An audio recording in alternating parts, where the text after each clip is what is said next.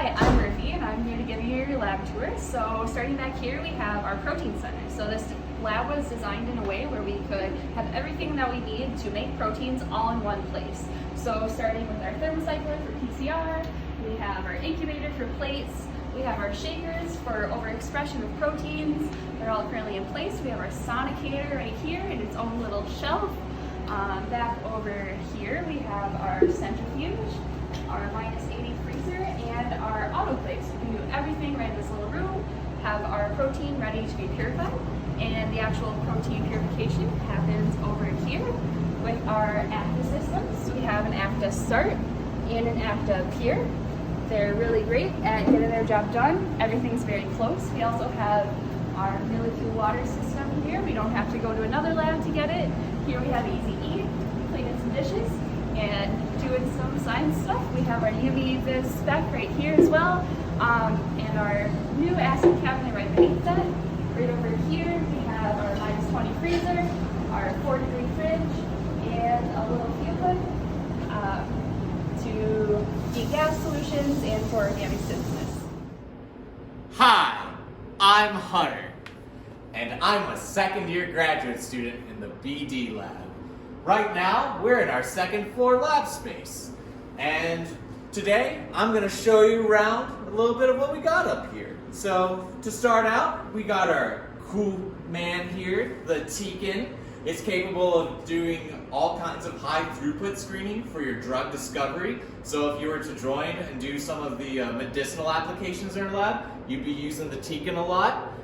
Personally, I don't really use it, except when I get bored, and I like to play with this thing. Other than that, up here, we have a nice fume hood here, where some light organic synthesis that we have to do happens. Again, not really my jam, but if you wanted to do any kind of organic synthesis, we have that capability here. So we do lots of different chemical biology, inorganic chemistry, and organic chemistry in this lab. So if you were to join, you get a little bit of everything. Right here, we've got a big old UV Viz spectrophotometer. You're able to get 0.1 nanometer resolution on this thing, and we use it a lot for a couple different protein studies that we have going on. And it comes in really big handy if you're able to do these experiments aerobically.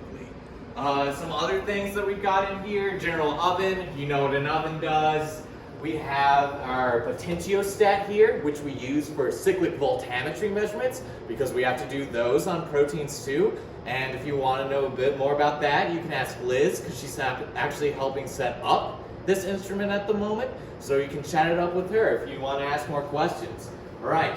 This is personally one of my babies. This is called a stop flow UV Viz, and you're actually able to do transient kinetic measurements on it, and versus steady state measurements, which you would do, say, downstairs in a lab. Transient kinetics allows us to capture really fast and cool intermediates, and that's some part of what we have to do when we have to characterize reactions. So if you want to know any more about that, feel free to contact me.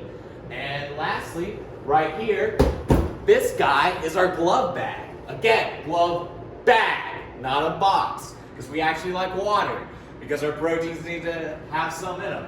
So a lot of different assays have to be done here, since we work with metalloproteins, and they would be sensitive if you were trying to do, and everything would fall apart if you tried to do it aerobically. So a lot of different assays happen in here. This is also something that I am in charge of, and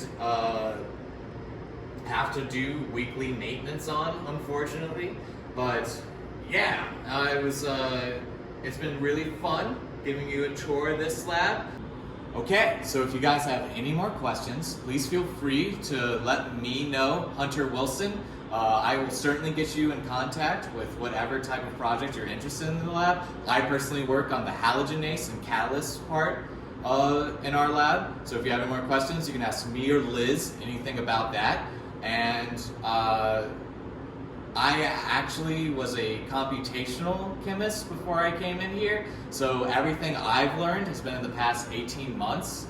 And if we can do it, you can too. So I really want to thank you guys for coming together under such weird and unfortunate circumstances because we hate doing things really last minute. Thanks, Corona.